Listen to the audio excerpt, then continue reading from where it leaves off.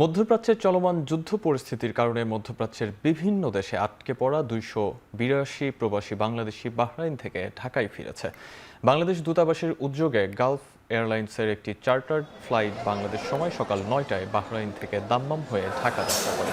সন্ধ্যা 7টার দিকে ঢাকার হযরত শাহজালাল আন্তর্জাতিক বিমানবন্দরে বিমানটি অবতরণ করে। দেশের উদ্দেশ্যে যাত্রার সময় এই বিশেষ ফ্লাইটের যাত্রীদের সঙ্গে মত বিনিময় করেন বাহরাইনের বাংলাদেশের রাষ্ট্রদূত রইস হাসান সরোয়ার।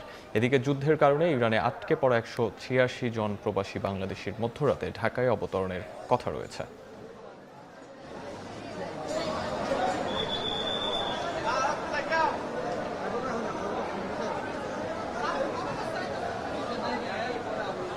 সমস্যা ছিল না, কিন্তু সবসময় যে ড্রোন অ্যাটাকটা ছিল এইটাই সবাই একটা আতঙ্কের ভিতরে ছিল।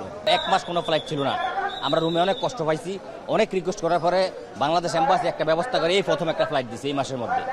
না, এখন তো খুব সমস্যা গেছে, এই জন্য তো মনে করেন আপনার বাহরাইন সবকিছু বন্ধ করে দিছে। ওখান থেকে সব সৌদি আরব যায় দামাম থেকে যাইতেছে, তারপরেও মনে হয় দামামের থেকে আর বন্ধ করে দিতে পারে।